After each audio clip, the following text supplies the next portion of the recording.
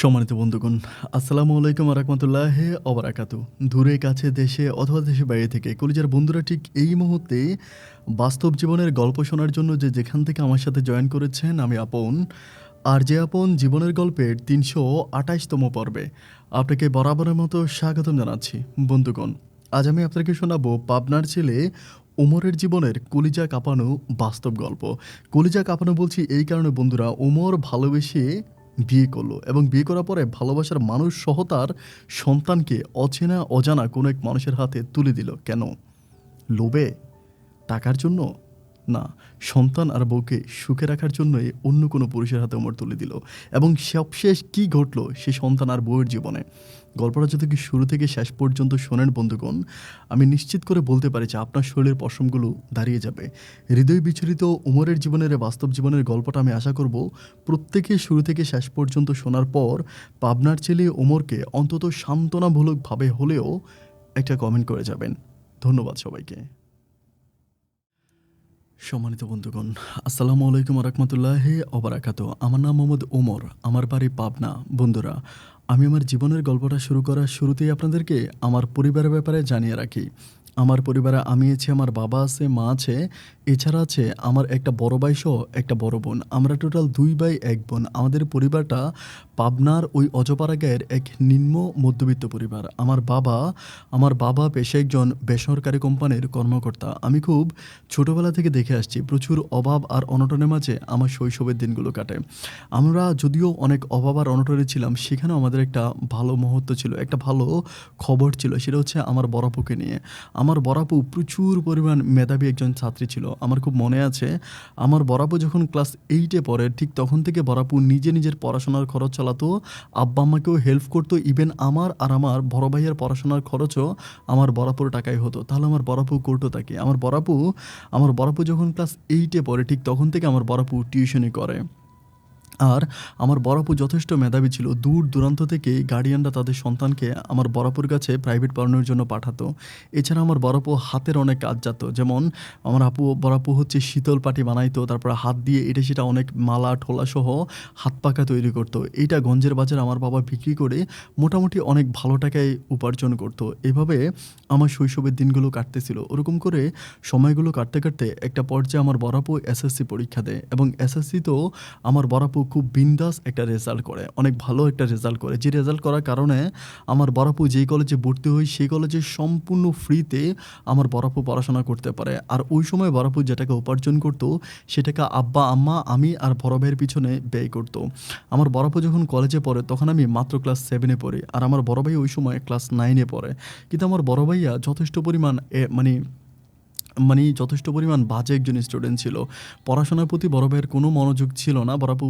বড় ভাইয়া প্রচুর পরিমাণ দুষ্ট ছিল। ফ্রেন্ডদের সাথে খেলা, ঘুরতে যাওয়া, বাবার পকেট থেকে টাকা চুরি করা, বড় আপুকে টাকার জন্য মারা, এগুলোই ছিল আমার বড় ভাইয়ের কাজ। ওই সময় আমার আব্বা সিদ্ধান্ত নিল যে আমার বড় ভাইয়াকে দিয়ে পড়াশোনা হবে না, আমার বড় ভাইয়ের পড়াশোনা বন্ধ করে দিবে। এটা হওয়ার পরে আমার বাবা তখন ক্লাস 9-এ থাকা অবস্থায় আমার বড় ভাইয়ের পড়াশোনা বন্ধ করে দেয়। পড়াশোনা বন্ধ করে দিয়ে আমার বড় ভাইয়া কিন্তু দেখতে অনেক লম্বা ফর্সা ছিল। দেখলে মনে হতো যেন আমার বড় ভাইয়া মাস্টার্সে পড়ে, এরকম অনেক বড় দেখাচ্ছিল। তো বাবা তখন সিদ্ধান্ত নিল যে আমাদের এলাকায় কিন্তু অনেক লোকই বিদেশ থাকে। বাবা তখন প্ল্যানিং করলো যে আমার বড় ভাইকে বিদেশে পাঠিয়ে দিবে। কিন্তু বয়সটা কম, দেখতে না হয় অনেক বড় দেখাচ্ছে, কিন্তু পাসপোর্টে তো হবে না। কারণ পাসপোর্ট করার জন্য যে বয়সের প্রয়োজন হয় ওই বয়স কিন্তু আমার ভাইয়ের এখনও হয় নাই। ওই সময় আমার বাবা প্রচুর পরিমাণ বিপাকে পড়েছে। আমার খুব মনে আছে, পাতিলের তলা থেকে কালি এনে আমার ভাইয়ার মোষের মধ্যে লাগিয়েছিল এবং তারপর আমার ভাইয়ের ছবি উঠেছিল পাসপোর্ট করার জন্য। এরকম নাটকীয়ভাবে আমার ভাইয়ার পাসপোর্ট করা হয় এবং পাসপোর্ট কমপ্লিট হওয়ার পরে আমার ভাইয়াকে আমার বাবা মা দুজনে মিলে বাহরাইনে পাঠিয়ে দেয় এবং খুব কষ্ট করে ওই বাহরাইনে পাঠানোর পিছনে অনেক কাহিনী আছে। এরকম আমার বড় আপু ওনার কাগজপত্র দিয়ে ওনার পড়াশোনার উপরে আমার বড় আপু, কিন্তু আমি বলতে ভুলে গেছিলাম, ক্লাস 5-এও বৃত্তি পায় এবং ক্লাস 8-এও আমার বড় আপু বৃত্তি পায় এবং এসএসসিতে আমার বড় আপু ভীষণ ভালো রেজাল্ট করে। এই জন্য বড় আপু তখন স্টুডেন্ট হিসাবে ব্যাংক থেকে একটা লোন নেয় এবং সেই লোনের টাকায় বেশিরভাগ টাকাটাই ভাইয়াকে দেওয়া হয়। ভাইয়া তখন বিদেশ যায় একরকম আমার বড় আপুর টাকায়। তো এছাড়াও গ্রামের আরও অন্য যারা মানুষ আছে তারাও কিন্তু অনেক সাহায্য সহযোগিতা করেছে। যার যতটুকু ছিল অনেকের মতো সাহায্য সহযোগিতা করে। কিন্তু আমার বড় ভাইয়া বাহরাইনে যাওয়ার পরে ভাইয়ার কপাল কিন্তু খুলে যায়। আমার ভাইয়া বাহারাইনে যেই কোম্পানিতে যায়, ভাইয়া একজন ক্লিনার হিসেবে যায়। কিন্তু ক্লিনার হিসেবে গেলেও আমার ভাইয়া তো অনেক ফর্সা ছিল, অনেক লম্বা ছিল, ভাইয়ের লুকিংটা অনেক ভালো ছিল। এজন্য ওনারা করে কি আমার ভাইয়াকে হচ্ছে রিসিপশনে দাঁড় করিয়ে দেয়। রিসিপশন মানেই গেটে দাঁড় করায়, যে মানে হচ্ছে ওই হোটেলে যখন কোনো কাস্টমার আসতো তখন আমার ভাইয়া দরজা খুলে যেত, এবং কাস্টমার যখন বেরিয়ে যেত ওই সময় আমার ভাইয়া দরজা টানতো। মানে দরজার মধ্যে একরকম দারোয়ানের মতো ভাইয়া রিসিপশনে চাকরি করতো। আর যারা হচ্ছে মানে ওই দেশের মানুষগুলো ভীষণ ভালো ছিল। আমার ভাইয়া যখন দরজা খুলে সালাম দিত, আমার ভাইয়াকে প্রচুর পরিমাণ টিপস দিত। দেখা যায় বেতনের থেকেও ৫ থেকে ৬ গুণ আমার ভাইয়া শুধু বকশিশ পাইতো। বকশিসের টাকায় আমাদের সংসারটা সম্পূর্ণ কেটে যেত। ভাইয়া কিন্তু খুব ভালো ছিল। একটা টাকাও কখনো বাজে পথে নষ্ট করতো না। সমস্ত টাকা পয়সাগুলোই আমাদের জন্য, আমার বাবার জন্য, মায়ের জন্য, আমার জন্য আর হচ্ছে বরাবরের জন্য পাঠায় দিত। ভাইয়া সংসারের প্রতি অনেক টান আর ভালোবাসা ছিল। এভাবে আমার সংসারটা রাতারাতি হচ্ছে ফিরে গেল। এতে আমার বড় আপু হচ্ছে ইন্টার কমপ্লিট করে। ইন্টার কমপ্লিট করার পরেই আমার বড় আপু প্রাইমারি স্কুলে চাকরির জন্য এপ্লাই করে, এবং আমার বড় আপুর আমাদের এলাকাতেই একটা প্রাইমারি স্কুলে চাকরি হয়ে যায়। বড় আপু তখন সরকারি চাকরি করে, বড় ভাই তখন বিদেশ, বাবা-মা তখন মুছে গোঁফ দিয়ে চলতেছে, আর আমার কাছে তো তখন বিন্দাস টাকা পয়সা। আর আমি তখন আমাদের এলাকারই কোনো একটা স্কুল থেকে এসএসসি পরীক্ষা দিয়েছিলাম। এসএসসি পরীক্ষা দেওয়ার পরে আপনারা অনেকেই জানেন যে এসএসসি পরীক্ষার পরে অনেক লম্বা একটা সময় থাকে। ওই সময় অনেকে হয়তো ইংলিশে কথা বলা শিখে, অনেকে কম্পিউটার শিখে, অনেকে অনেক রকম কাজ করে। বাট ওই সময় আমি কোনো কিছুই করি না। আমি ফ্রেন্ডদের সাথে হচ্ছে মাঠে খেলি, ঘুরি ফিরি, কারণ আমার পকেটে বিন্দাস টাকা। আপু চাইলে টাকা দেয়, বড় ভাইয়া টাকা পাঠায়, বাবা টাকা দেয়। মানে এত পরিমাণ টাকা, যে টাকা থাকার কারণে আমার কাছে মনে হয় যেন আমি নষ্ট হয়ে গেছি। এভাবে সময়গুলো কাটতে কাটতে একটা সময় আমার বাবা কী করে, মূলার চাষ করে। তো ওই সময় শীতকাল ছিল। শীতকাল থাকার কারণে বাবা মূলার চাষ করে। অনেকগুলো জমিতে বাবা মূলা চাষ করে। তো আমাকে বলে যে সকাল থেকে বিকাল পর্যন্ত ওই মূলা ক্ষেত পাহারা দেওয়ার জন্য। আমাদের গ্রামের ভিতরে একটা প্রবলেম ছিল। অনেক মেয়েরা আছে, তারা কি করে মানে কাগজের মধ্যে লবণ আর মরিচ নিয়ে হচ্ছে মূলা খেতে চলে যায়। ওখান থেকে মূলা উঠিয়ে তারপর তারা মূলা খায় লবণ আর মরিচ দিয়ে। আমাদের এলাকার প্রায় অনেকগুলো মেয়েরা এই কাজগুলো করতো। এজন্য আমার বাবা বলে যে মূলা ক্ষেত পাহারা দেওয়ার জন্য। আমি তখন করি কি, মূলা ক্ষেত পাহারা দেই। কিন্তু পাহারা দিতে গিয়ে আমি দেখতে পাই যে একদিন একটা ছাগল এসে আমাদের প্রায় অনেকগুলো মূলার গাছ খেয়ে ফেলে। মানে উপরের যেই সব শাকগুলো হয় ওগুলো খেয়ে ফেলে। খেয়ে ফেলার পরে আমি তখন ছাগলটাকে অনেক কষ্ট করে দৌড়াইয়া ধরি। ধরার পর আমি তখন ছাগলটাকে আমাদের বাসায় নিয়ে আসি, মানে বাড়িতে নিয়ে আসি। বাড়িতে আনার পর বাবাকে বলি যে, বাবা এই ছাগল আমাদের সম্পূর্ণ মূলা ক্ষেত খেয়ে ফেলছে, এটা যার ছাগলই হোক তাকে দেওয়া যাবে না। আমার বাবা বলে ঠিক আছে, খোয়ারে দিয়ে আয়। আমি তখন বললাম যে খোয়ারে দিয়ে টাকা নষ্ট করার দরকার কি, এখানেই রেখে দিব, যে আসে সেইখান থেকেই নিয়ে যাবে। এরপরে প্রায় দুপুর গড়িয়ে বিকেলের দিকে এক মহিলা, বয়স্ক এক মহিলা আসে ছাগল ছুটানোর জন্য। উনি বলে যে ছাগলটা ওনার ভুল হয়ে গেছে, উনি মানে বাইধা রাখছিল, ওটা নাকি ছুটে গেছে। কিন্তু মিথ্যা কথা। আমি দেখলাম যে ছাগলের গলার ভিতরে কোনো রশিই ছিল না, তার মানে উনি ইচ্ছা করে ছেড়ে দিছে। আমি তখন বললাম যে না, কোনোভাবেই ছাগল ছাড়া যাবে না, কারণ এই ছাগল আমাদের মূলা ক্ষেত খাইছে, সুতরাং ছাড়বো না। বাবাকে অনেকভাবে বোঝাচ্ছে, আমার হচ্ছে মাকে বোঝাচ্ছে। ওই সময় কিন্তু আমার বড় আপু আলাদা থাকতো। মানে বড় আপু বিয়ে করে নাই, কিন্তু আলাদা থাকতো। আলাদা থেকে বড় আপু হচ্ছে স্কুলে মাস্টারি করতো। কারণ আমাদের এখান থেকে বড় আপু মানে যে প্রাইমারি স্কুলে শিক্ষকতা করতো অনেক দূরে ছিল, পায়ে হেঁটে যেতে অনেক সময় লাগতো। এই জন্য বড় আপু স্কুলের পাশে হচ্ছে একটা জায়গায় ভাড়া থাকে, ওইখান থেকে বড় আপু হচ্ছে শিক্ষকতা করে। তো যাই হোক, এরপর আমি আর ছাগল দিব না। আমাদের বাবা মা দুজনের কাছে মহিলা অনেকভাবে রিকোয়েস্ট করে। একটা সময় আমার বাবার মন গলে যায়। মন গলে যাওয়ার পরে বাবা বলে যে ছাগল দিয়ে দে। আমি তখনও দিই না। না দিয়া আমি চিন্তা করি যে আমার বাবা হয়তো ছাগল মহিলাকে দিয়ে দিতে পারে। এটা পরিকল্পনা করে আমি তখন আমাদের যে খোয়ার ছিল, যেখানে ওই খোয়ারের ভিতরে আমি তখন ছাগলকে ঢুকে একদম তালা মেরে চাবি নিয়ে আমি তখন সন্ধ্যার পর হচ্ছে বাজারে চলে যাই। আমি যখন বাজারে চলে যাই, তো আমার কাছে ওই সময় কোনো মোবাইল ফোন নেই। আমি বাজারে গিয়ে ক্রাম খেলতেছিলাম। ওই সময় আমাদের বাড়ি থেকে একটা ছোট ছেলে এসে বলতেছে আমাকে যে, ওমর ভাইয়া আপনার বাবা বলছে ওই মানে ছাগলের খোয়ারের হচ্ছে ইয়েটা নিয়ে, চাবিটা নিয়ে বাড়িতে যাওয়ার জন্য। আমি তখন বললাম যে কেন, বাড়িতে যেতে বলছে কেন? তো আমাকে বলতেছিল যে কোন একটা মানুষ নাকি আসছে ছাগল নেওয়ার জন্য। এটা যখন আমাকে বলে, আমি বলি ও আচ্ছা, ছাগল নিতে আসছে, আমি যাবোই না। এটা বলে আমি তখন আবার ক্রাম খেলতেছি। ওই পিচ্ছি মনে হয় বাড়িতে যায়। বাড়িতে গিয়ে কী বলে আমি জানি না। ঠিক তারই ২০ থেকে ২৫ মিনিট পরে প্রায় ১৫ থেকে ১৬ বৎসরের একটা চমৎকার সুন্দরী মেয়ে হচ্ছে আমার ওই ক্রাম খেলার বোর্ডে আসে। আমি যখন মেয়েটাকে দেখি আমি খুব অবাক হয়ে যাই। আমার জীবনে মনে হয় সুন্দর মেয়ে দেখেছি। কিন্তু এত সুন্দর মেয়ে আমি আমার জীবনে আর একটাও দেখি নাই। সাথে আমাদের ওই পিচ্চিটা। পিচ্চিকে দেখার পর আমি বললাম, "কিরে কে এটা?" বলে, "উনিই তো আপনার সাথে দেখা করতে আসছিল।" আমি বললাম যে, "আমার সাথে কেন?" তো গ্রামের অনেক ছেলে-মেয়ে মানে অনেক ছেলে ওখানে দাঁড়ায় আছে। আমি তখন মেয়েটাকে বলতেছিলাম যে, "আপনার সমস্যা কি আমাকে বলেন।" মেয়েটা আমাকে বলতেছে যে, "ভাই আমার ভুল হয়ে গেছে। আমাদের ছাগলটা আমার মা ভুল করে ছেড়ে দিয়েছে। ওইটা আপনাদের মূলা ক্ষেত খেয়েছে। আমাদের ছাগলটা দিয়ে দেন ভাইয়া।" মেয়েটা খুব কাকুতি মিনতি করে। আমি তখনও মেয়ের সুন্দর মুখের কথা শুনে আর সুন্দর চেহারার দিকে তাকিয়ে আমি গলতেছি না। আমি বললাম যে, "না, কোনোভাবেই হচ্ছে ছাগল দেওয়া যাবে না। আমাদের মূলা ক্ষেত খাইছে, আপনার মা ইচ্ছে করে ছাগল ছেড়ে দিছে।"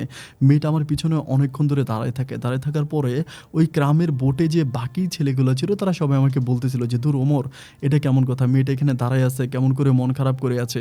এটা ভালো দেখে না? সবারই তো ছাগল গরু আছে। না হয় ভুল করে খেয়ে ফেলছে, তুই ছেড়ে দে।" আমাকে সবাই যখন এভাবে খুব রিকোয়েস্ট করে আমি তখন বললাম যে, "আচ্ছা ঠিক আছে ছেড়ে দিতে পারি। কিন্তু এক শর্তে। আজকের পর থেকে আর কখনো ছাগল ছাড়তে পারবেন না। যদি কোনোদিন ছাগল ছাড়েন তাহলে কিন্তু আমি এবার ধরে কিন্তু সরাসরি খোয়ারে দিয়ে দিব।" মেয়েটা বলে, "আচ্ছা ঠিক আছে ভাইয়া আমি ছাড়বো না।" খুবভাবে রিকোয়েস্ট করে এরপরে আমি পিচ্চিকে দিয়ে চাবি পাঠাই দিই। চাবি পাঠাই দেওয়ার পরে পিচ্চি তখন ছাগলের খোয়ার থেকে মানে ছাগলটাকে বের করে মেয়েটাকে দিয়ে দেয়।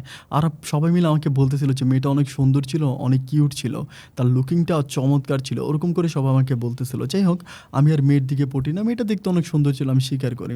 এরপরে আমি তখন ঘরে চলে আসি। মানে প্রায় রাত ১০টার দিকে ঘরে আসি। খাওয়া-দাওয়া করার পর আমি যখন শুইতে যাই তখন কেন জানি আমার বারবার এই মেয়েটার কথা মনে পড়তেছিল।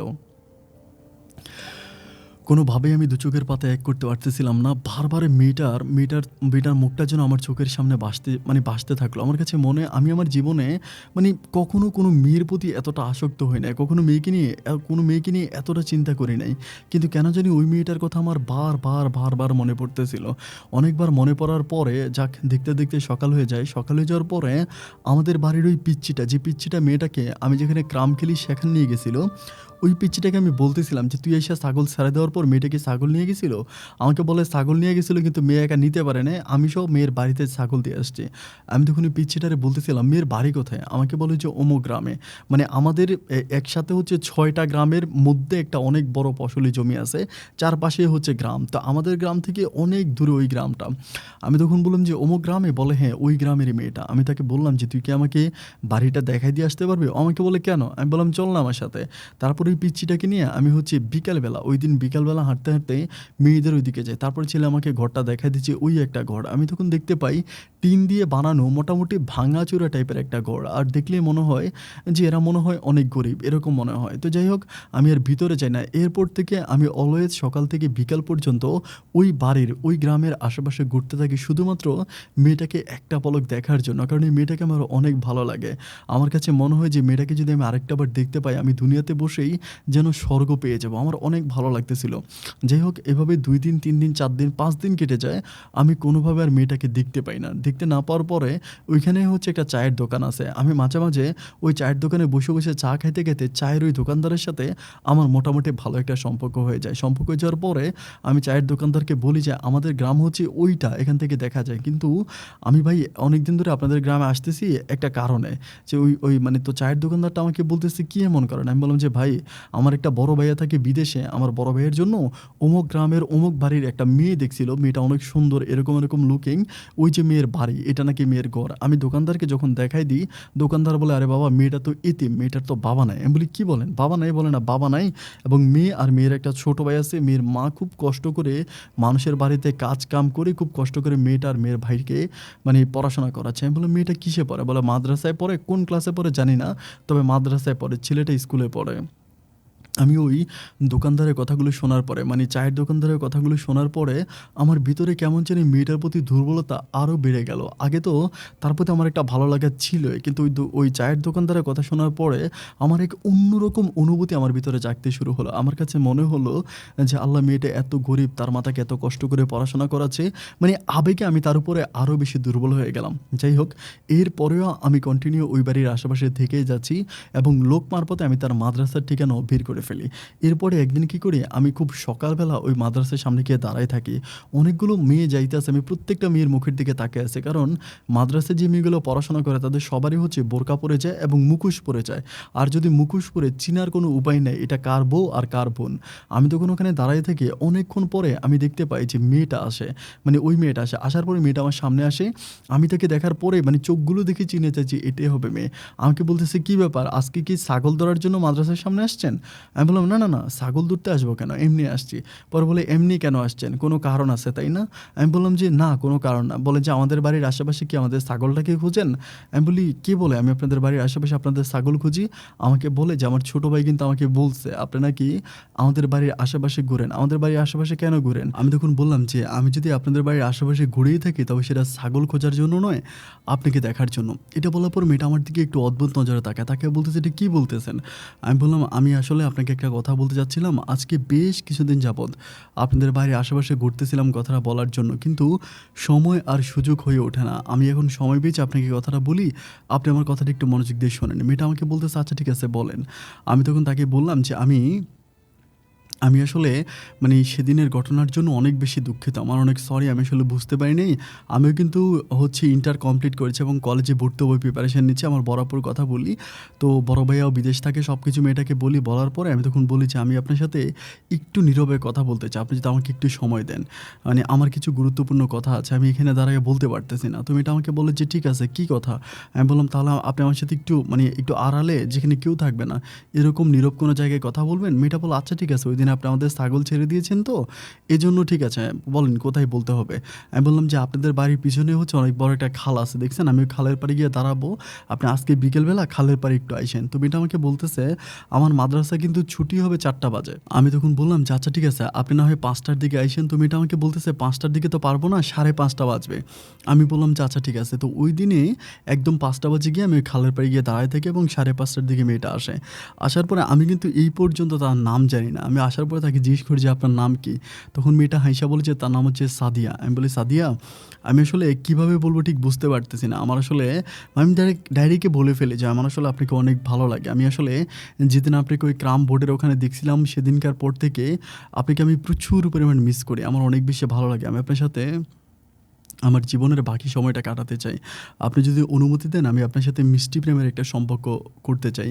এটা বলার পরে মেয়েটা তখন আমার দিকে অদ্ভুত নজরে তাকিয়ে আছে। আমাকে বলতেছে, "জন্মের পর থেকে কেউ কোনোদিন আমাকে এভাবে প্রপোজ করে নাই। আমি কখনো কোনো ছেলের মুখে এভাবে আমাকে প্রপোজ করতে শুনি নাই। সত্যি আপনার কথাগুলো শোনার পরে আমি জানি কেমন হয়ে গেলাম। আমি বললাম যে, "আসলে আমি আপনাকে অনেক পছন্দ করি। আপনি প্লিজ আমাকে নিরাশ করবেন না। আমি আপনাকে বিয়ে করব।" এটা বলি। বলার পর মেয়েটা আমাকে বলে, "না, আমি আসলে এগুলো করতে পারব না।" বা ও একটু অন্যরকম হয়ে ওখান থেকে চলে যায়। তো চলে যাওয়ার পরে আমি তারপর থেকে প্রায় প্রত্যেকটা দিন ওখানে বিকাল ৫টা থেকে ৬টার মাঝে দাঁড়ায় থাকি। ৪ দিন দাঁড়ায় থাকার পরে ৫ম দিনের দিন মেয়েটা আবারও আসে। আমাকে আইসা বলতেছে যে, "আপনি প্রতিদিন এখানে কেন দাঁড়ায় থাকেন?" আমি বলি, "তুমি যে বলছিলা, আমি যে তোমাকে বলেছিলাম আমি তোমাকে পছন্দ করি, আমি তোমাকে ভালোবাসি।" এইটা বলে আমি কিন্তু একটা চিঠি লিখি। ওই চিঠিটা আমি ওই সময় মেয়েটার হাতে দিয়ে যাই। এবং চিঠির মধ্যে আমি কি করি, আমার নিজের হাতের মানে হাত কেটে রক্ত দিয়ে আমি আমার নাম মানে ওমর প্লাস সাদিয়া লিখে তারপরে চিঠিতে আরও অনেক কথাবার্তা লিখে আমি তখন ওই চিঠিটা মেয়েটাকে দেই। তো দেওয়ার পরে ও তখন চিঠিটা পায়। পাওয়ার পরের দিন আমাকে জিজ্ঞেস করে যে, "এটা কি মানে সত্যি রক্ত ছিল?" আমি বললাম যে, "হ্যাঁ, সত্যি রক্ত ছিল। আমি নিজের হাতে হচ্ছে সুই ঢুকিয়ে রক্ত বের করে তারপর লিখেছি।" মেয়েটা তখন আমাকে বলতেছে যে, "আপনি না সত্যিই অনেক বড় মনের মানুষ।" মানে যে আমার কাছে না মানে ব্যাপারটা অন্যরকম মনে হয় যে শরীরে রক্ত দিয়ে কারো নাম লেখা এটা কিন্তু খুব সোজা কোনো ব্যাপার না। যাই হোক, এরকম কথা বলতে, বলতে ঠিক সেদিনকার পর থেকে সাদিয়ার সাথে আমার মিষ্টি একটা প্রেমের সম্পর্ক শুরু হয়। আমি প্রতিটা মুহূর্ত সাদিয়ার সাথে কথা বলি। আমার ওই কথা বলার ভাষাটাই হচ্ছে চিঠি। আমাদের কাছে ওরকম আমার কাছেও মোবাইল ফোন ছিল না, ওর কাছেও মোবাইল ফোন ছিল না। এজন্য আমাদের ওই কথোপকথনগুলো শুধুমাত্র চিঠিপত্রের মাধ্যমে হচ্ছে আদান-প্রদান হতো। এভাবে দিন আর রাতগুলো কাটতে, কাটতে প্রায় ৩ মাসের মতো আমার সাথে সাদিয়ার সম্পর্কটা চলতেছিল। ৩ মাস পরে একদিন হঠাৎ করে হচ্ছে ওদের এলাকারই এক চেয়ারম্যান আছে, মানে প্রাক্তন চেয়ারম্যান, ওই চেয়ারম্যানের ছেলে আমাকে আর সাদিয়াকে বিকেলবেলা ওই খালের পাড়ে দেখে। দেখতে পাওয়ার পরে আমাকে ডাক দেয়। আমাকে ডাক দিয়ে জিজ্ঞেস করে যে, "এই মেয়ের সাথে তোর সম্পর্ক কি?" আমাকে যখন জিজ্ঞেস করে আমি তখন মানে একদম সোজাসাপটাই বলি যে, "আমি ওরে পছন্দ করি এবং পারিবারিকভাবে আমাদের বিয়ে ঠিক হয়ে আছে।" এইটা আমি বলি। কারণ এটা না বলে চেয়ারম্যানের ছেলে কিন্তু আমাকে ওখানে আটকাইতো। আমার উপরে একটা হেনস্থা করত। এটা বলার পরে এটা বলে তো আমি চলে আসি। চলে আসার পরে এর পরের দিন আমি ওখানে গেলে আর সাদিয়াকে দেখতে পাই না। আমি প্রায় ২ দিন ধরে বিকালবেলা ওই খালের পাড়ে যাই, সাদিয়া আর আসে না। ২ দিন পরে আমি তখন হচ্ছে ওদের মাদ্রাসায় যাই। মাদ্রাসায় যাওয়ার পরে সাদিয়াকে পাই। ও তখন আমাকে বলছে যে, "আমি আর আপনার সাথে কথা বলব না।" ওরকম করে। আমি বললাম, "কেন?" ও বলে, "আপনি কেন আমাদের এলাকার চেয়ারম্যানের ছেলের কাছে বলছেন যে আপনার সাথে আমার বিয়ে ঠিক হয়ে আছে? চেয়ারম্যানের ছেলে আমার বাবাকে গিয়ে বলে দিছে, সরি আমার মাকে গিয়ে বলে দিছে। আমার মা এখন আমার উপরে প্রচুর ক্ষিপ্ত হয়ে গেছে। আমার মা আমার সাথে খুব রাগ করছে।"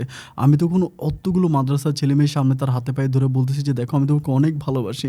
আমি তোমাকে এত ভালোবাসি যে আমি বলে বোঝাতে পারব না। তুমি আমার সাথে দেখা করার জন্য আসতেছো না, আমার প্রচুর পরিমাণ কষ্ট হচ্ছে।" আমি তখন একরকম কান্নাই করে দিই। যখন কান্না করে দিই তখন সব ছেলেমেয়েগুলো ওকে বোঝাচ্ছিল যে, "না, না এরকম করিস না, ছেলেটা অনেক ভালো।" ওকে অনেক বুঝায়। বোঝানোর পরে ও তখন ওখান থেকে চলে যায়। ঠিক তার পরের দিন ও আমার সাথে খালের পাড়ে দেখা করতে এসে ও আমাকে ডাইরেক্ট বলে, "আপনি যদি আমাকে ভালোবেসে থাকেন তাহলে আপনি আমাকে বিয়ে করেন ডাইরেক্ট। আমি আর আপনার সাথে এই সম্পর্ক এভাবে যেতে পারব না। কারণ চেয়ারম্যানের ছেলে অলরেডি ব্যাপারটা জেনে গেছে। আমার মাকে বলে দিছে। এটা নিয়ে আমার মা আমার উপরে খুব রাগান্বিত। আর আমিও মাদ্রাসা লাইনে পড়াশোনা করে আমার কাছে মনে হয় না যে এভাবে রিলেশন করাটা জায়েজ আছে। আমি যদি আপনি আমাকে পছন্দ করেন তাহলে আপনি আমাকে বিয়ে করেন।" আমি তাকে বললাম যে, "ঠিক আছে আমি তোমাকে বিয়ে করব।" ও বলে, "তাহলে কালকে বা পরশুদিনের ভিতরে আপনার আব্বা-আম্মাকে আমার মায়ের কাছে পাঠাবেন।" আমি বললাম, "আচ্ছা ঠিক আছে।" কিন্তু ঘরে যাওয়ার পরে আমি চিন্তা করতেছি যে আমি কিভাবে আমার বাবা-মাকে ওদের বাসায় পাঠাবো? কারণ আমার আমার এখনো বড় ভাইয়া বিয়ে করে নাই, বড় আপু বিয়ে করে নাই। আমি সবার ছোট। আমি কিভাবে আব্বার কাছে আমার এই বিয়ের প্রস্তাব দিব? আমার মাথায় তখন কোনো কিছু আসতেছে না। আমি তখন প্রচুর পরিমাণের বিপাকে পড়ে যাই। দেখতে, দেখতে সকাল হয়ে যায়। সকাল হয়ে যাওয়ার পরে আমি একেবারে নিরুপায় হয়ে আপুর সাথে দেখা করার জন্য আপুর স্কুলে মানে ওই প্রাইমারি স্কুলের ওখানে যাই। যাওয়ার পরে আমি আপুর সাথে দেখা করি। আপু তো আমাকে দেখে খুব অবাক। আমি আর কখনো এভাবে আপুর স্কুলে যাইনি। এরপর আপু বলতেছে, "কিরে কেন আসছিস?" আমি বললাম যে, "আপু তোমাকে একটা কথা বলবো, আমার খুব গুরুত্বপূর্ণ কথা।" এরপরে আপু আমাকে ওনার অফিস রুমে নিয়ে যায়। আমি তখন অফিস রুমে বসে আপুকে বলি যে, "আপু এই ঘটনা, এখন আমি কি করব তুমি আমাকে বলো।" আপু তখন বলতেছে, "তুই সর্বনাশ কি করছিস?" আমি বললাম, "হ্যাঁ, আমি মেয়েটাকে অনেক পছন্দ করি। এখন আমি তাকে বিয়ে করব এমনি, এমনি।" আপু বলে, "আচ্ছা ঠিক আছে তুই আজকে বাড়িতে যা, আমি বিকালবেলা হচ্ছে বাড়িতে আসবো।" তো আমি তখন বাড়িতে যাই অ্যান্ড বিকেলবেলা আপু তখন বাড়িতে আসে। বাড়িতে আসার পরে আপু ব্যাপারটা মনে হয় বাবাকে বলে। বাবা এত পরিমাণে গালাগালি আমাকে করতেছে যে, "বেয়াদব বা এখনো মানে গ্রামের ভাষায় বলে যে আউজের দাড়ি কাটা পচে নাই। তারপরে তোর এখনো হয় নাই, তুই এখনই বিয়ের জন্য পাগল হয়ে গেছিস। তোর বড় ভাই বিদেশের মাটিতে এত পরিশ্রম করে টাকা পয়সা কামায়, তোর গায়ে লাগে না?" মানে বাবা আমাকে খুবভাবে গালাগালি করতেছে। আমি কি করব বুঝতে পারতেছিলাম না। দেখতে, দেখতে বিকাল হয়ে যায়। বড় আপু তখন মানে সন্ধ্যা হয়ে যায়। বড় আপু তখন আমাকে বলতেছে যে, "আমি চলে যাই। তুই মেয়েটাকে ভুলে যাওয়ার জন্য ট্রাই কর।" ডাইরেক্ট আমাকে বলে। আমি বলি, "আপু আমি তাকে ভালোবাসি।" আমার আপু তখন বলতেছে, "ভালোবাসলে কি করবি? তোর ভালোবাসারও এখনো বয়স হয় নাই। বয়সের আগে পাকনামি করলে এরকমই হয়।" আমি তখন খুব কান্নাকাটি করি। কিন্তু কোনোভাবে আমার আপুকে আমি আর বুঝাইতে পারি না। আপু তখন ওখান থেকে চলে যায়। আমি তখন ঘরে খুব ভাঙাভাঙি করি। এটা সেটা ভাঙাভাঙি করি, খাওয়া-দাওয়া করি না, পাগলামি করি। এভাবে ৩ থেকে ৪ দিন কেটে যায়। কিন্তু কোনোভাবে আমার বাবা-মা আর হচ্ছে ওদের বাসায় যায় না। আমার বাবা-মা ব্যাপারটা সম্পূর্ণ নিজেদের মাঝে হাইড করে রাখতেছে। এবং আমি যখন সাদিয়ার সাথে দেখা করতে যাই, সাদিয়া অলওয়েজ আমাকে বলে, "কি ব্যাপার? তোমার আব্বা আসে নাই, তোমার আম্মা আসে নাই, আসতেছে না কেন? ওরা কেন আসতেছে না?" আমি তখন খুব বিপাকে পড়ি। প্রায় ১ সপ্তাহের মতো এভাবে চলার পরে সাদিয়া আবারও আমার সাথে কথা বলা বন্ধ করে দেয়। আবারও ওখানে আসে না। পরে একদিন মাদ্রাসার সামনে গিয়ে আমি সাদিয়াকে ধরে বলতেছি, "সাদিয়া আমি তোমাকে ভালোবাসি। আমার বাবা-মা তো তোমাকে ভালোবাসে না। দেখো আমি তোমাকে এতটাই ভালোবাসি যে আমি তোমাকে বলে বোঝাতে পারব না। প্লিজ তুমি যদি রাজি থাকো আমি তোমাকে নিয়ে পালায়া যাবো চলো।" ও আমাকে বলতেছে, "না, না, না এটা আমি জীবনেও পারব না। এটা আমি কোনোদিনও পারব না।" আমি একদম কান্না করে দিয়ে বলেছি, "সাদিয়া আমি তোমাকে অনেক ভালোবাসি। প্লিজ তুমি এরকম করে বইলো না। চলো আমরা পালাইয়া যাই। আমরা দূরে কোথাও পালিয়ে যাই এবং পালিয়ে গিয়ে আমি তোমাকে বিয়ে করব।" ও আমাকে বলে, "এটা কি সম্ভব নাকি? আমার মা কোথায় থাকবে?" আমি বলি যে, "তোমার ছোট ভাই আছে না? তোমার ছোট ভাই তোমার মাকে দেখবে। আর আমি পরে প্রয়োজনে আবারও তোমার আম্মার সাথে দেখা করার জন্য আসবো। কারণ এরকম করে যদি হয় আমার আব্বা-আম্মা একটা সময় রাজি হয়ে যাবে।" এভাবে তাকে বুঝাই। ২ দিন বোঝানোর পরে তখন সাদিয়া একটা পর্যায়ে রাজি হয়। রাজি হয়ে সাদিয়া আমাকে বলে যে, "তুমি আমাকে কোথায় নিয়ে যাবো?" আমি তখন তাকে বললাম, "পাবনা শহরেই হচ্ছে আমার একটা বন্ধুর বাসা আছে।" আমি তাকে বললাম যে, "পাবনা শহরে আমি তোমাকে নিয়ে যাবো।" আমার একটা বন্ধু বলতে ওর মানে ওর আগে এখানে ও আগে এখানে পড়াশোনা করতো। ওর নানু বাড়ি এখানে। কিন্তু ওদের অরিজিনাল বাড়ি হচ্ছে শহরে, মানে পাবনা শহরে। আমি ওর সাথে কথাবার্তা বলে, ওর আবার মোবাইল ফোন আছে।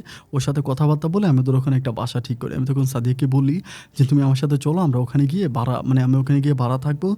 আমি টুকিটাকি কিছু একটা করবো, ওটা দিয়ে আমি সংসার চালাবো।" ওভাবে তাকে বলি। কিন্তু আমাকে বলতেছে এত কম বয়সে আমি বাসা থেকে পালায়ে যাবো। আমি তাকে খুবভাবে বুঝিয়ে শুনিয়ে ২ দিন বুঝিয়ে শুনিয়ে রাজি করাই এবং ৩য় দিনের দিন আমি হচ্ছে সাদির সাথে পালিয়ে পাবনা শহরে চলে যাই। যথারীতি পাবনা শহরে যাওয়ার পর আমি আমার বন্ধুর বাসায় উঠি। আমার বন্ধুর বাসায় উঠি। ও আমার জন্য যে বাসাটা ঠিক করে ও বাসায় উঠি। যাই হোক, আমি তখন মানে আমার হাতে অনেকগুলো টাকা পয়সা থাকে। টাকা পয়সা থাকে কেন সেটাও বলি। আমি অনেক বড় একটা ক্রিমিনালি করি। ক্রিমিনালি বলতে আমার ভাইয়ার অ্যাকাউন্টের টাকা কিন্তু মানে আমার বাবার কাছে। আমার বাবার কাছে। আমি তখন করি কি, আমার বাবার কাছ থেকে আমি ব্ল্যাংক পেপারে মানে ব্ল্যাংক যেই ইয়েগুলো হয় না, মানে ওই যে চেক বই, আমি চেক বইয়ের মধ্যে সিগনেচার নিয়ে নিই। মানে আমি বাবাকে বলি যে, "বাবা আমি একটা কলেজে ভর্তি হবো। ওখানে হচ্ছে আমার ওই কলেজে আমি ভর্তি হবো, তো ওইখানে আমার হচ্ছে মানে তুমি সিগনেচার করতে হবে", এটা বলি। মানে বাবা তো সহজ সরল গ্রামের মানুষ, যেমনি বুঝে এমনিই বুঝে। তারপরে আমি উপরে একটা ফর্ম রাখি, নিচে হচ্ছে আবার ওই মানে চেক বইয়ের চেকটা রাখি। আর যেহেতু আমি অলওয়েজ ব্যাংক থেকে টাকা উঠাই, আমার বাবা কিন্তু আমাকেই সবসময় টাকা ওঠানোর জন্য পাঠায়। বাবা মানে চেকে সিগনেচার করে দেয়, আমি গিয়ে ব্যাংক থেকে টাকা উঠাই। তো ব্যাংকের ম্যানেজার থেকে শুরু করে সবাই আমাকে চেনে। আমি প্রায় ৩ লক্ষ টাকার মতো ওইদিন ব্যাংক থেকে উঠায় ফেলি। ৩ লক্ষ টাকা ব্যাংক থেকে উঠাই। উঠে ওই টাকা নিয়ে আমি হচ্ছে সাদিয়ার সাথে পাবনা শহরে চলে যাই। যাওয়ার পরে ওইখানে বাসা ভাড়া করে সাদিয়ার সাথে থাকতেছি। আর পকেটে যেহেতু গরম, গরম টাকা আছে, ওটা দিয়ে খাইতেছি, চলতেছি। আমার সাথে তো কোনো মোবাইল ফোন নাই। আব্বা-আম্মা তো আর আমাকে খুঁজে পাওয়ার কোনো লাইন নেই। ২ দিন পর্যন্ত থাকার পরে ৩য় দিনের দিনে আমি সাদিয়ার সাথে পাবনা শহরে বিয়ে করি। ৫ লক্ষ টাকা গাভিন দেওয়ার মনে আছে।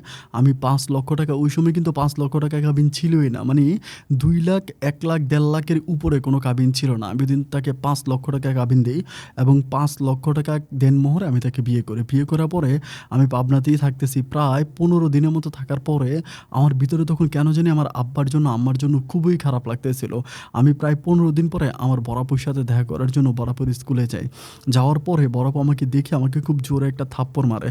থাপ্পড় মেরে আমাকে বলতেছে, "তুই আমার ভাই, আমার পরিচয় দিতে লজ্জা লাগে?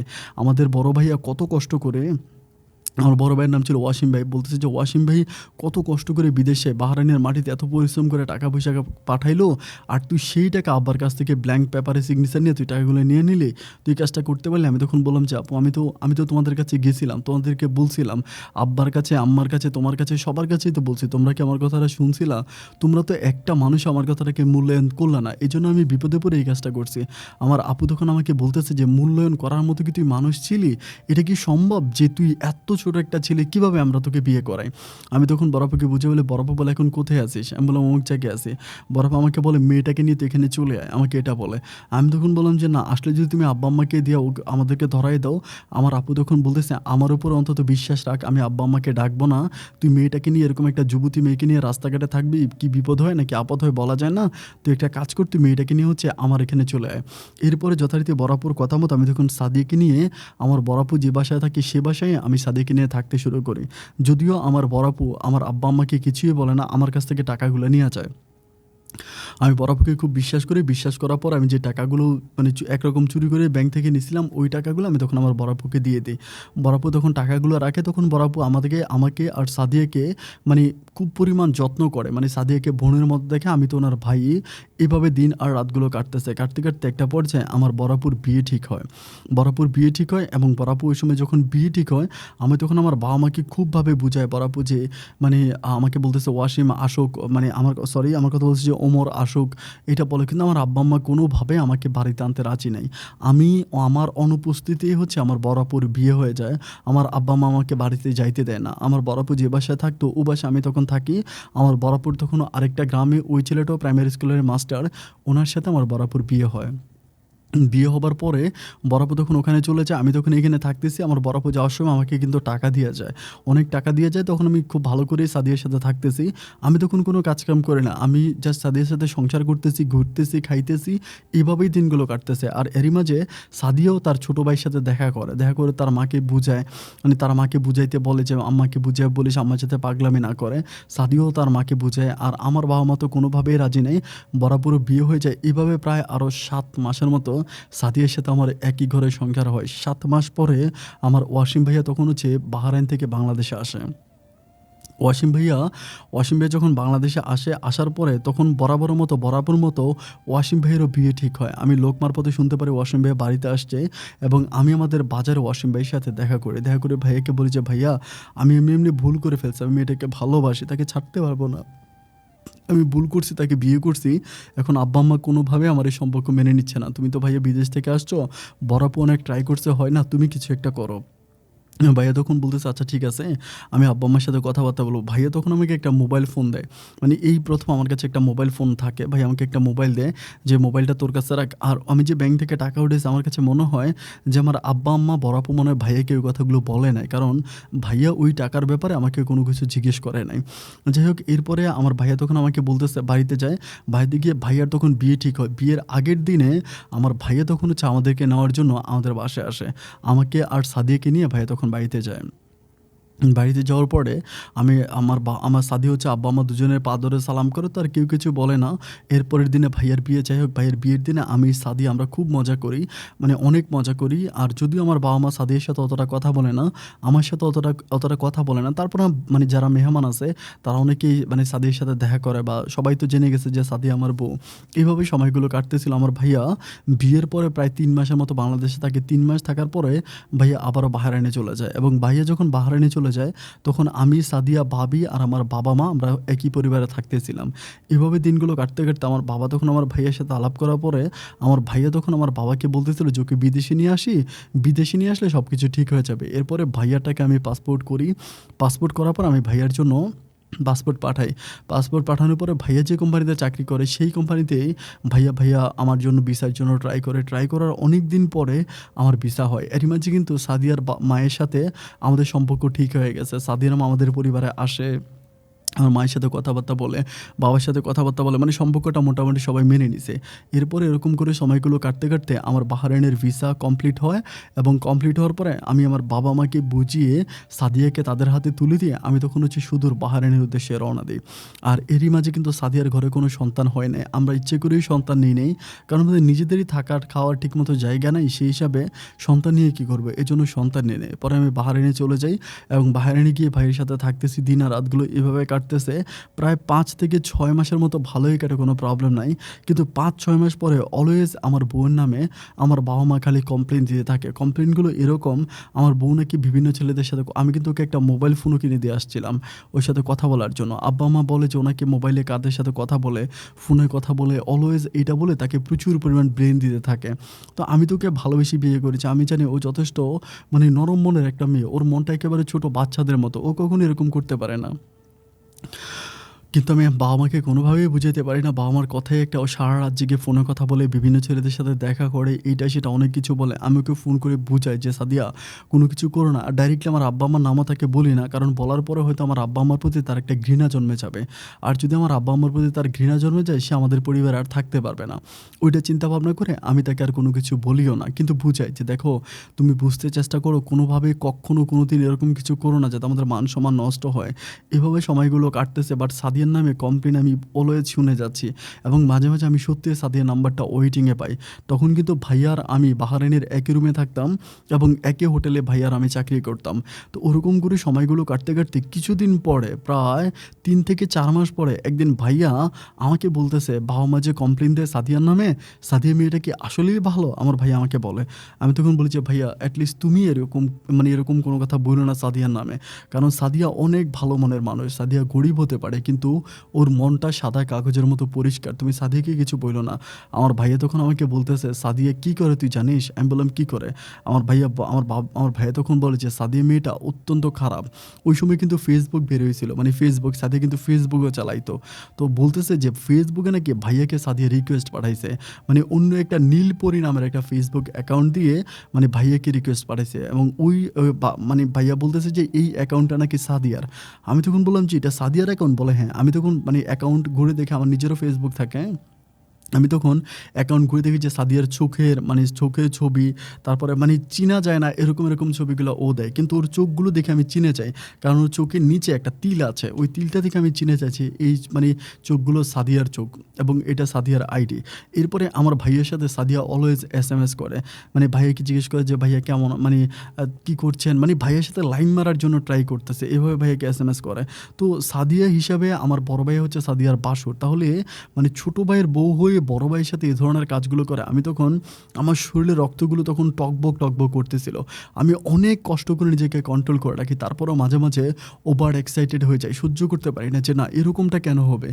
ও এরকমটা কেন হবে? মনটাকে বুঝাই। যাই হোক, একসময় হয়তো সবকিছু ঠিক হবে। আর কি হয় এটা শেষ পর্যন্ত দেখি। এভাবে দিন আর রাতগুলো কাটতে ১ সপ্তাহের মতো ভাইও তখন সাদিয়ার সাথে এসএমএস করে, সাদিয়াও ভাইয়ের সাথে এসএমএস করে। আর এই ব্যাপারগুলো আমি সবকিছু চোখে দেখতে পাই। দেখতে পাওয়ার পরে আমি একদিন ভাইকে বলি যে, "ভাইয়া তুমি ওর সাথে কথা বলো। কথা বললে আমি আরও অনেক ব্যাপার ক্লিয়ার হয়ে যাব।" ভাইয়া তখন বলতেছে, "কথা কি বলবে?" আমি বলি, "বলবে না কেন? তুমি কথা বলো। তুমি তাকে কথা বলার জন্য বলো।" ভাইয়া তখন অনেক রিকোয়েস্ট করার পরে তখন সাদিয়া ভাইয়ের সাথে কথা বলে। আমি ঠিক বলেই বোঝাতে পারবো না। আমি যে মেয়েটাকে একেবারে বোকা, গাধি মনে করতাম, ওই মেয়েটা এমনভাবে ভাইয়ের সাথে কথা বলে, ভাইয়াকে এমনভাবে বলতেছে যে, "আপনার কথা এত সুন্দর।" আমার মনে হয় মুখের মধ্যে কোনো মাফলার বা অন্য কিছু একটা পেঁচিয়েছে, যার জন্য কথাগুলো এমনভাবে বলতেছে, মানে আমি নিজেকে মানে ঠিক রাখতে পারতেছি না আরকি। আমার এত পরিমাণে কষ্ট হইতেছে। আমি তখন চিন্তা করতেছি কাকে আমি এত ভালোবাসলাম? কাকে আমি পালিয়ে বিয়ে করলাম? কার জন্য আমি আমার পড়াশোনা, আমার বাবা-মা, আমার বোন সবকিছু ছেড়ে দিলাম? এই মানুষটা এত বড় বাটপার। যাই হোক, আস্তে নিজের মনটাকে শক্ত করতেছিলাম যে তোর বিচার একদিন হবেই হবে। এরপরে আমি আর কোনো কিছু বলি না, কোনো কিছু না বলে সহ্য করে থাকি। আমার ভাইয়া তখন বলে যে, "দেখছিস এই মেয়ে কত খারাপের খারাপ।" এরপর আমার ভাই কি করে তাকে ব্লক করে দেয়। ব্লক করে দেওয়ার পরে এর ২ দিন পরে আমি তখন ফেসবুকের মাধ্যমে তাকে তালাক করি। আমি ফেসবুকের মাঝে সরাসরি লিখি যে, "আমি সজ্ঞানে ইচ্ছায় আমি আমার বউ সাদিয়াকে তালাক করলাম।" এইটা লিখে আমি সাদিয়াকে ট্যাগ করি। সাদিয়ার আরেকটা অ্যাকাউন্ট আছে। যে অ্যাকাউন্টে আমার ভাইয়ের সাথে কথা বলতো এটা কিন্তু তার ফেক আইডি ছিল। এছাড়া আরেকটা রিয়েল আইডি ছিল। আমি তখন রিয়েল আইডিতে তাকে এই জিনিসটা ট্র্যাক করে আমি আমাদের হুজুরদের মাধ্যমে আমি হুজুরকে বলে দিই যে, "হুজুর আমি তাকে শরিয়ত মোতাবেক তালাক করছি। আপনি এই খবরটা আমাদের পরিবারে পৌঁছায় দিবেন।" এটা আমি বলার পরে আমার বাবা-মা দুজনে আমাকে জিজ্ঞেস করেছে, "কী ব্যাপার? এটা কি তুই ঠিক বলছিস?" আমি বললাম, "হ্যাঁ, ঠিক বলছি। তোমরা এতদিন বলছো আমি বিশ্বাস করি নাই। কিন্তু নিজের চোখে যেটা দেখছি এটা তো আর অবিশ্বাস করা যায় না। অন্য কোনো ছেলে হইলে মন দিয়ে বুঝাইতাম। আমার আপন ভাইরে পটানোর জন্য ওর মতো বেয়াদব মেয়ে আমার ভাইকে এসএমএস করতেছে। আমি এরকম একটা জানোয়ারের সাথে সংসার করতেছি। আমি এরকম মেয়ের সাথে থাকবো না।" আমি তখন খুবই কান্নাকাটি করে বাবা-মাকে এটা বলি এবং আমি তাকে স্ব-ইচ্ছায় তালাক করে দেই। কোনো টাকা পয়সা দিয়ে না, মৌখিকভাবে তালাক করে দেই এবং তালাক করে দেওয়ার পরে আমি তখন বিদেশে থাকি। ও আমার ওর মা তখন ওকে আমাদের বাড়ি থেকে নিয়ে যায়। ও যদি আমার সাথে কথা বলতে চায়, আমি কিন্তু তার সাথে আর কোনো কথা বলি না। আমি কথা বলবো না। আমার কথা হচ্ছে আমি ওই মতো বেয়াদব মেয়ের সাথে আর কথা বলবো না। এরপরে তালাক হয়ে যায়। তালাক হয়ে যাওয়ার পরে আমি তখন সৌদি আরব থেকে বাংলাদেশে আসি। বাহরাইন থেকে বাংলাদেশে আসি। অ্যান্ড বাংলাদেশে আসার পরে আমি তখন আর ওর সাথে আর কোনো কথা বলি না। ও তো ওদের বাড়িতে চলে গেছে। আমি তখন আমাদের বাড়িতে। আমি তখন আমার আব্বা-আম্মাকে বলি যে, "তোমরা শরিয়ত মোতাবেক মেয়ে দেখো, আমি মেয়েকে বিয়ে করব।" কিন্তু আমার আব্বা-আম্মার কথা হচ্ছে ওই মেয়ের সাথে এখনও মৌখিকভাবে যদিও তালাক হয়ে থাকে, এটা যেহেতু একটা কাবিন হয়েছে, কাবিন অনুযায়ী কাবিনের টাকা তাকে দিতে হবে। কাবিনের টাকা দিতে হবে। আমি আমার বাবা-মাকে বলতেছি, "আমি কাবিনের টাকা কেন তাকে দিব? আমি তো তাকে কাবিনের টাকা দিব না। কারণ ও তো আমার সাথে বেইমানি করছে, আমার সাথে প্রতারণা করছে। আর একটা প্রতারককে আমি কেন কাবিনের টাকা দিব? ও তো প্রতারক। আমি তো ওর সাথে কোনো প্রতারণা করি নাই। আমি তো ওকে ভালোবেসে ওকে বিয়ে করেছি এবং স্ত্রীর মর্যাদা আমি ওকে দিয়েছি। ও আমার সাথে বেইমানি করেছে। এটলিস্ট এমন একটা বেইমান মেয়ের সাথে তো আমি সংসার করতে পারি না।" আমি তখন বলি যে, "না, আমি তালাকের টাকা দিব না।" এইটা বলি। তো এইটা বলার পরে যাই হোক, এভাবে প্রায় আরও কয়েকদিন কাটে। কাটার পরে আমাকে আমার বাড়ির আশেপাশের আত্মীয়স্বজন যারা আছে সবাই বলতেছে যে, "সাদিয়ার সাথে বসে কথা বলার জন্য।" আমাকে বলে যে, "মেয়েটার সাথে বসে কথা বল। কথা বললেই অনেক কিছু তুই এরপরে কীভাবে ছাড়াছাড়ি করতে হবে দুজনে বসে ডিসকাস করে ছাড়াছাড়ি কর। যেহেতু এটা একটা কাবিন হয়ে গেছে।" এবার যখন সবাই আমাকে বলে, আমি তখন বললাম যে, "আচ্ছা ঠিক আছে, ফাইন। আমি তাহলে এটাই করব।" এরপরে তার ২ থেকে ৩ দিন পর আমি তখন সাদিয়াদের বাড়িতে যাই একদিন বিকালবেলা। বিকালবেলা যাওয়ার পর দেখি যে সাদিয়ার মা ঘরে নাই, ওর ছোটো ভাইটা উঠানের মধ্যে খেলতেছে। আমি ওরে ডাক দিই। ওরে ডাক দেওয়ার পর ও তখন আসে। আমি বললাম যে, "সাদিয়া কোথায়?" বলে, "ভাইয়া ঘরে আছে।" আমি তখন ঘরে যাই। ঘরে যাওয়ার পর আমি দেখতে পাই যে সাদিয়া একেবারে মুখটা কালো করে বসে আছে। বসে আছে ওদের ওই আগের ঘরটায়। আমি তখন যাই যেয়ে বলতেছি যে, "তুই এটা কি করতেছস? আমি তোরে তালাক তো মুখে দিছি। তুই এখন আমারে লিখিতভাবে ডিভোর্স কর। তুই ডিভোর্স করলে আমি তোরে টাকা পয়সা না দিয়া বাঁচতে পারবো। কারণ তুই যেটা করছস এটার দ্বারা আমি তোকে টাকা পয়সা দিতে পারবো না।" ও আমাকে এটা বলতেছে। আমি তখন বললাম যে, ও আমাকে বলছে যে, "কেন? আমি তোমাকে কেন ডিভোর্স করবো?" আমি বলি যে, "তুই আমাকে ডিভোর্স করবে কারণ তোর সাথে আমি থাকবো না।" ও আমাকে বলে, "যদি আমি আপনি যদি আমার সাথে না থাকেন তাহলে আপনি আমাকে ডিভোর্স করবেন। আমি কেন করবো?" এটা নিয়ে তার সাথে আমার অনেক তর্কা হয়। তর্কাতর্কি হওয়ার পরে আমি যে একরকম তাদের ঘরে তারে খুব জোরে ২ টা থাপ্পড় মারি। থাপ্পড় মাইরা আমি তখন ওখান থেকে চলে আসি। চলে আসি, বাসায় আসি। বাসায় আসার পরে আমার ভাই কিন্তু তখন বাহারাইনে, আমি বাংলাদেশে। পরে আমাদের পাশের ঘরের একটা মেয়ে আছে, যে মেয়েটার নাম হচ্ছে হালিমা। ওই হালিমার সাথে আমার ভাবি তখন হচ্ছে মোবাইল দিয়ে কি জানি মানে অনেক কথাবার্তা বলতেছে, মানে অনেক গুরুত্বপূর্ণ কথাবার্তা বলতেছে, এরকম কিছু। আমি তখন অনেক কৌতূহলবশত পিছিয়ে গেলাম। মানে আমার ভাবির পিছনে গিয়ে দাঁড়ালাম। মানে ওরা কী কথা বলে আমি সেটা শুনবো। পিছনে যাওয়ার পর আমি শুনতে পাই যে আমার ভাবি ওই হালিমা মেয়েটাকে বলতেছে, "তুই এমনভাবে কথা বলবি যাতে ও বুঝতে না পারে, ও যাতে চিনতে না পারে। এমনভাবে কথা বলবি, এমনভাবে তুই ওকে এসএমএস করবি।" এগুলো ওই মেয়েটাকে বলতেছে। যখন বলতেছে আমি তখন কথাগুলো ওখান থেকে শুনে চলে আসি। অ্যান্ড তারই কিছুক্ষণ পর আমি তখন হালিমাকে ধরি। হালিমাকে ধরে জিজ্ঞেস করি, "আচ্ছা হালিমা, আমাকে একটা সত্যি কথা বলো তো।" আমাকে বলে, "কি?" আমি বললাম যে, "আচ্ছা আমার ভাবির সাথে তুমি আজকে কি কথা বললা? কি এমন কথা বললা? আমার ভাবি বলতেছে যে তুই খুব টেকনিক্যালি কথা বলবি।" এগুলো বলল। মানে কি কথা বলছিলে একটু বলো তো? হালিমা তখন মানে একটু কুচিমুচি করে কথা বলে। আমি তখন বলি, "হালিমা দেখো, আমার কাছে মিথ্যে কথা বলে না, আমার কাছে সত্য কথা বলে কি হইছে?" পরে বলে, "ভাইয়া, মূল কথা হচ্ছে আপনার ভাবি আপনার ভাইয়াকে সন্দেহ করে। মানে সন্দেহ করে উনি নাকি অন্য কোনো মেয়েদের সাথে ফেসবুকে কথা বলে, ফেসবুকে কোন মেয়ের সাথে প্রেম করে এবং মেয়েদেরকে টাকা পয়সা দিয়া দেয় ওরকম। এজন্য আমাকে বলছে একটা ফেক আইডি খুলে দিছে। ওই ফেক আইডি দিয়া আমারে বলছে যে মানে ভাইয়াকে হচ্ছে পটানোর জন্য। যদি ভাইয়া সত্যিকারের রিয়েল হয়ে থাকে তাহলে ভাইয়া পটবে না। আর যদি রিয়েল না হয়ে থাকে ভাইয়া পটে যাবে। এরপরে ভাবি ভাইয়ের উপরে পানিশমেন্ট নিবে। এইজন্য হচ্ছে আমাকে বলছে।" আমি তখন বললাম যে, "ওহ মাই গড!" পরে আমাকে বলে, "ভাইয়া একটা কথা বলি শুনবেন?" আমি বললাম যে, "কি?" আমাকে বলে, "এই সেম কাজটা কিন্তু আপনার বউয়ের সাথেও ভাবি করছে।" আমি তখন বলি, "মানে কি?" বলে, "হ্যাঁ।" আমি তখন মানে একেবারে আসমান থেকে পড়ি। পড়ে আমি ঠিক ওই দিনে হচ্ছে আবারও পুনরায় হচ্ছে সাদিয়ার সাথে দেখা করার জন্য যাই। দেখা করার জন্য যাওয়ার পরে সাদিয়ার মা আর সাদিয়ার সাথে আমাকে যাইতে দেয় না। উনি মনে করে আমি সাদিয়াকে মারবো।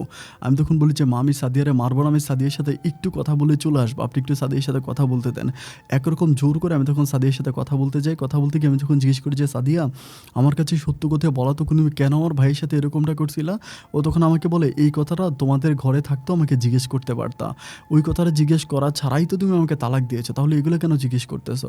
আমি তখন বললাম, "সাদিয়া, যা হবার তা হয়ে গেছে। আমি আসলে মানে সত্যিকার অর্থে জানতে চাই যে মূল ঘটনাটা কি? তুমি আমাকে একটু খুলে বলো তো।" আমাকে বলে, "আমি তোমার কাছে কোনো কিছু বলতে বাধ্য নই।" আমি তখন রিকোয়েস্ট করার পরে ও তখন আমাকে বলতেছে সেম কথাটা, যে কথাটা আমাকে হালিমা বলেছিল, যে আমার ভাবি আর মানে ভাইয়াকে টেস্ট করার জন্য ভাবি ওকে লাগাইছিল। কিন্তু সেখানে ভাইয়া ভাবি দুজনেই খুব টেকনিক করে আমাকে হচ্ছে মানে ওরে আমারে ফাঁসায় দিছে। মানে এই ব্যাপারটা কিন্তু ভাবিও জানতো, ভাইয়াও জানতো। মানে মূলত ভাইয়া আর ভাবি ওরা চাচ্ছিল কোনোভাবে সাদিয়াকে আমার জীবন থেকে সরিয়ে দেওয়ার জন্য। তারা আমাকে অন্যত্রে বিয়ে করবে কারণ সাদিয়া গরিবের মেয়ে। সাদিয়াকে আমাদের এই সমাজে বাবা-মা মুখ দেখাইতে পারে না। আমার বোন হচ্ছে মাস্টার, আমার ভাই হচ্ছে এত ভালো অবস্থানে আছে, আমার বাবাও ভালো অবস্থানে ছিল। সুতরাং এমন পরিবারে সাদিয়াকে ওরা মেনে নিতে পারে না। এইজন্য ভাইয়া ভাবি টেকনিক করে কাজটা করছে। আমি তখন সাদিয়াকে বলি যে, "সাদিয়া, তুমি আমার সাথে চলো।" আমি তখন এক কাপড়ে সাদিয়াকে আমাদের ঘরে নিয়ে আসি এবং ঘরে নিয়ে আসার পরে আব্বা, আম্মা এবং ভাবি সবাই আমার উপরে খুব রাগান্বিত। "কি ব্যাপার? তুই কি এটা পুতুল খেলা পাইছিস? মুখের উপরে তালাক করলি, আবার তুই হাতে ধরে নিয়ে আসলি, এগুলো কি? ভাইয়া মানে আমার ভাইয়াও বিদেশ থেকে আমাকে গালাগালি করতেছে, তুই মেয়েটাকে আবার নিয়ে আসলি কেন?" ভাইয়া যখন আমাকে মুখের উপরে এই কথাগুলো বলতেছিল, আমি তখন ভাইকে বলতেছিলাম যে, "তুমি আর তোমার বউ যে টেকনিক করছো, তোমাদের টেকনিক আমার জানা হয়ে গেছে। তোমরা বউ আর জামাই মিলে আমার বউরে আমার কাছে খারাপ বানাইছো।" এটা বলে আমি তখন ভাইয়াকে খুবভাবে গালাগালি করি। প্রচুর গালাগালি করে ভাইয়াকে যখন গালাগালি করতেছি, ওই মুহূর্তে আমার বাবা এসে আমাকে একটা থাপ্পড় দিয়ে বসে। বাবা যখন থাপ্পড় মারে তখন আমিও বাবার উপরে খুব রেগে যাই। মানে রেগে গিয়ে আমি তখন বাবাকে ধাক্কা দেই এবং ধাক্কা দিলে বাবা তখন কি করে মানে একদম ছিটকে পিছনের দিকে পড়ে যায়। মা তখন আসে, আমি তখন মাকেও তেড়ে উঠি মারার জন্য। আমার ভাবি আর আমার সাদিয়া তখন আমাকে জোর করে ধরে রাখে। আমি তখন আমার আব্বা আমাকে মারার জন্য যাই। আমি বলি যে, "তোমরা এত খারাপ?"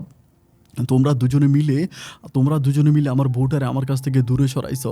তোমাদেরকে আমি ছাড়বো না। এটা বলে আমি বাবা-মায়ের সাথে গালাগালি করি। তখন পারিবারিকভাবে তুমুল পরিমাণ ঝগড়া হয়। অনেক ঝগড়া হওয়ার পরে এরপরে আমি কি করি, সাদিয়াকে আমি তখন পাবনা শহরেই হচ্ছে একটা বাসা ভাড়া করে ওখানে রেখে দিই। আমি আর আব্বা-আম্মার সাথে আমার ভাবির সাথে সাদিয়াকে রাখি না। আমি তখন ওখানে বাসা ভাড়া করে সাদিয়াকে রাখি। রাখার পরে ওইখানে একটা বাসা ভাড়া করে সাদিয়া রেখে আমি হচ্ছে দেন আবারও বাহারাইনে চলে যাই। এবং বাহারাইনে যাওয়ার পরে আমি তখন আর ভাইয়ের সাথে কথা বলি না। ভাইয়া যে কোম্পানিতে চাকরি করে আমি একই কোম্পানিতে চাকরি করি, কিন্তু ভাইয়ের সাথে কথা বলি না। ভাইয়ের সাথে আমি অলওয়েজ হচ্ছে মুখ কালো করে রাখি, ভাইয়ের মুখের দিকে তাকাই না। মানে সবসময় ভাইয়ের সাথে আমি রাগারাগি করি। এভাবে সময়গুলো কাটতে কাটতে যেহেতু আমার ভাই আমার সিনিয়র ছিল, আমার আপন ভাই, আমার মায়ের পেটের ভাই, আমার একই রক্তের ভাই তখন জিএম সাহেবের কাছে আমার নামে কমপ্লেন করে। বাহরাইনের ওই রেস্টুরেন্টে জিএমের কাছে আমার নামে কমপ্লেন করে যে আমি ঠিকমতো কাজ করি না, আমি মেয়েদের সাথে কথা বলে কাস্টমারের সাথে খারাপ বিহেভ করি, এইটা সেটা বলে আমার নামে কমপ্লেন করা হয়। প্রচুর কমপ্লেন যখন করা হয়, ওই জিএম তখন হচ্ছে আমাকে বাংলাদেশে পাঠাই দিবে, এগুলার আমাকে পেপার রেডি করতেছে। আর ওখানে আমার একজন পরিচিত ইন্ডিয়ান ভাই ছিল, উনি আমাকে সব কথাগুলো বলে দেয়। উনি আমাকে বলে যে, ওমর, তোর ভাই হচ্ছে ওয়াসিম জিএম সাহেবের কাছে কমপ্লেন করেছে এবং তোর চাকরি চলে যাবে, তোকে হচ্ছে দেশে পাঠাই দিবে, আমাকে এটা বলে। যখন আমাকে বলে যে দেশে পাঠাই দিবে, তখন আমি একটু বিপাকে পড়ে যাই যে এই সময় আমি দেশে গিয়েও বা কী করবো। আমি তখন কোনো কিছুই বুঝতে পারি না।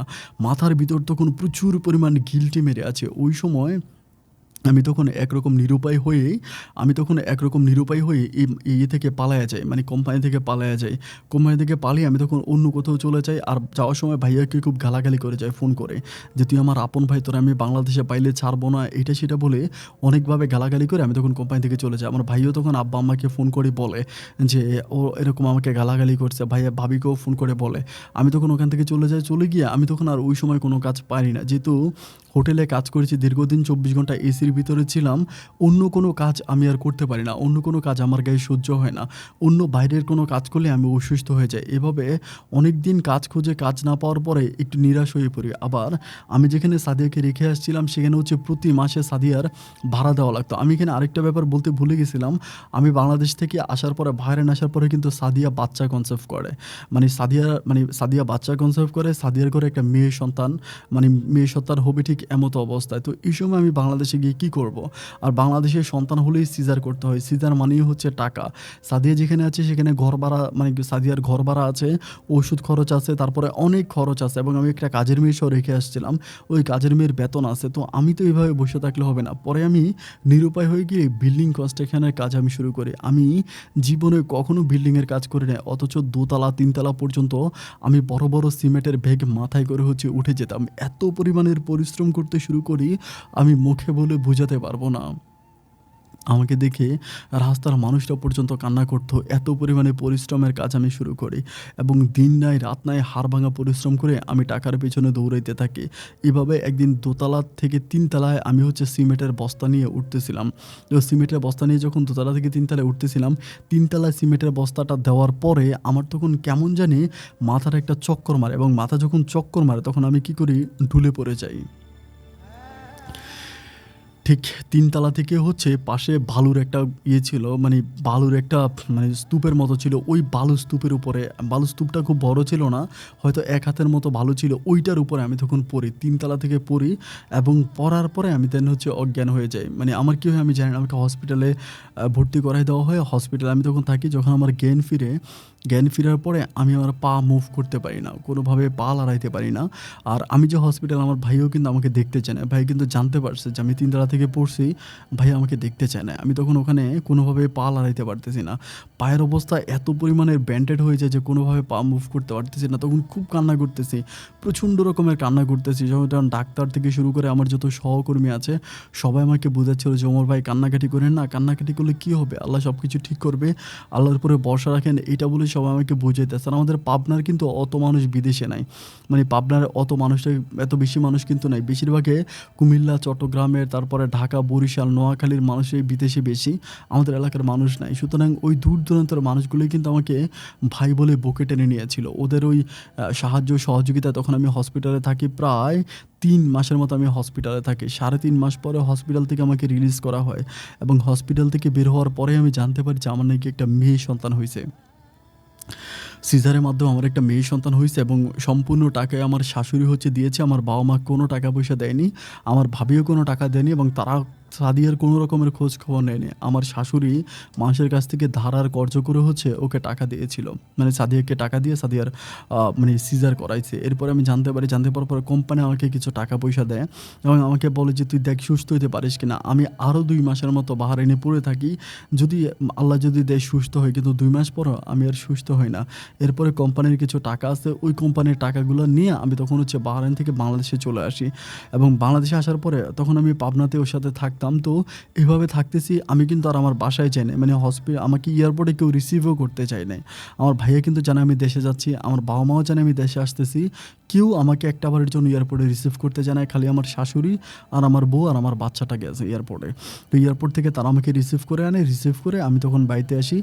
বাড়িতে মানে পাবনা শহরে আসি। আসার পরে এভাবে কয়েকদিন থাকি। বাট আমি পা মুভ করতে পারি না, একেবারেই পারি না। আমার পাগুলো একেবারে সম্পূর্ণ সেন্সলেস থাকে। পুরোই সেন্সলেস, পা মুভই করা যায় না। আমি তখন বাড়িতে আসি। বাড়িতে আসার পরে খুবই কান্নাকাটি করি, প্রচুর কান্নাকাটি করি। তো আমাকে বুঝায়, "তুমি মন খারাপ করো না, আমি তো আছি, সব কিছু ঠিক হয়ে যাবে।" সাদিয়া আমাকে বুঝায় এবং মেয়েটাকে কোলে দেয়। আমি মেয়েটাকে কোলে নিয়ে বউকে আদর করি। এভাবে দিন আর রাতগুলো কাটতেছে। কাটতে, কাটতে তখন সাদিয়া আমাকে বলতেছিল, আমার মা-বাবা কিন্তু আমাকে বিভিন্নভাবে হচ্ছে লোক দিয়া, ইঙ্গিত দিয়া, এখানে সেখানে বিভিন্ন বাজে কথাবার্তা এটা সেটা বলতেছে। তো আমি তারপরও পাবনাতে পড়ে আছি। আল্লাহ যা করে ভালোর জন্যই করে। এটা মনে করে পাবনাতে পড়ে আছি, শহরেই পড়ে আছি। এভাবে দিন আর রাতগুলো কাটার পরে কয়েকটা দিন পরেই আমাকে মানে সাদিয়া বলতেছে, "আমাদের কাছে যা কয়টা টাকা আছে ওই টাকাগুলো যদি বসে, বসে খাই তাহলে তোমাদের সমস্ত টাকাগুলোই শেষ হয়ে যাবে। কিছু তো একটা করতে হবে।" তো ও আমাকে বলে, "তুমি একটা ছোটোখাটো মুদি দোকান বা কোনো একটা দোকান দাও।" কিন্তু দোকান দেওয়ার জন্য যে পরিমাণ পুঁজি দরকার ওই পুঁজিও কিন্তু আমাদের কাছে নেই। আমার কাছে মনে হয় প্রায় ১.৫ লাখ টাকার মতো ছিল। তো ১.৫ লাখ টাকা দিয়ে পাবনা শহরে একটা পানের দোকানও দেওয়া সম্ভব না। যারা আপনারা মানে পাবনা শহরে আছেন তারা জানেন যে এমতো অবস্থা। আমি তখন বলি যে, "আমি কী করব?" ও তখন আমাকে বলে যে, "আমি আমার একটা বান্ধবীর সাথে কথা বলছিলাম, চলো আমরা ঢাকাতে চলে যাই।" আমাকে এটা বলে। আমি তখন বললাম যে, "ঢাকাতে গেলে?" ও বলে, "চলো না, ঢাকাতে চলো।"